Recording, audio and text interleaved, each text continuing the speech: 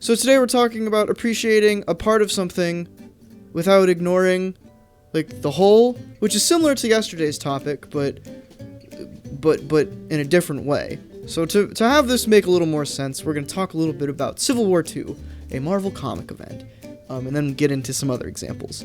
So Civil War II happened, and it's pretty bad.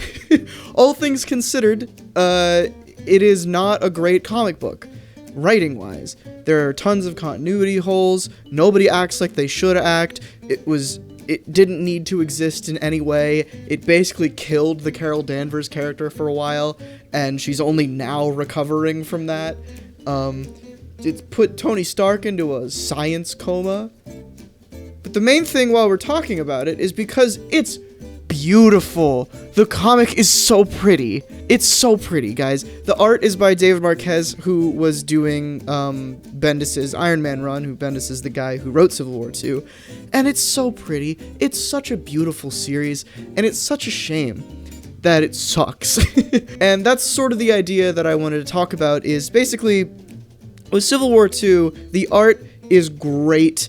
It's just the writing that pulls it down. That doesn't make it a bad comic, I would say. I would still describe it as a bad comic just because the bad of the writing outweighed the the good of the art. Another comic example would be Dark Knight Returns, which story-wise is pretty cool. It's a pretty interesting story, but I am one of the people who fucking hates the art in that book. It just looks terrible.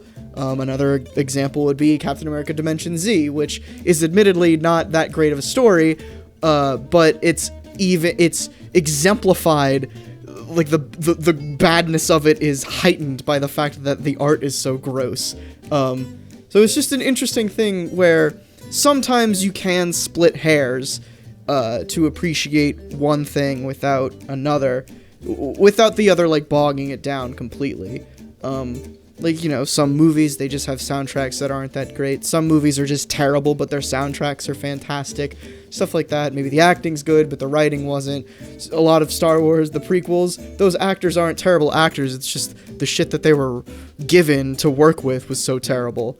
A really common example of this in video games is when people say the phrase, Sonic Unleashed's day stages were good, but the werehog stuff was awful. And I agree, but this is a whole other topic, but honestly, the day stages in Sonic Unleashed aren't that great. They just feel fantastic because what's sandwiched in between them is like 2 hours of slow combat where you're a big fuck-off werehog, and no one cares about that. Like, in that case, the bad parts of it made the good parts even better, which is interesting, because then people years later will be like, wait a minute, they actually weren't that good. If you remove them and made them their own game, it might not actually be that great. A common one that not a common one, an uncommon one that I don't see that much, but I personally believe, is Skyward Sword, Legend of Zelda Skyward Sword. Its controls are terrible. It's a bad game from like a gameplay perspective, but I think the story is great. I think what it did for the Zelda story in like the larger canon is cool. Groose is a fantastic character. It has some good things, but basically everything good going for it is art direction and story. It's just the actual game aspect of it is terrible. So I guess if you want to play Skyward Sword, don't just watch a Let's Play of it or something. There are certain aspects of a thing that you can appreciate without saying like it's entirely bad. You just gotta weigh those things, and that's really what like separating a review into different sections is about. Is just the art might be great, but the story might be terrible. The writing might be great, but the plot might be terrible. The pacing might be great, but hey, the art's terrible. So it's all a balance. This is why reviews are usually so long and complicated, and they shouldn't just be like 10 out of 10 all around, or 0 out of 10, 3 out of terrible. You gotta get a little more complicated with it. I'm gonna lean over a little bit. There's a coffee table right here, so I can't like completely move over, but there's another video right here. Thanks for watching this one. I hope I got my point across. This one was a little abstract, but aren't they all? See you tomorrow.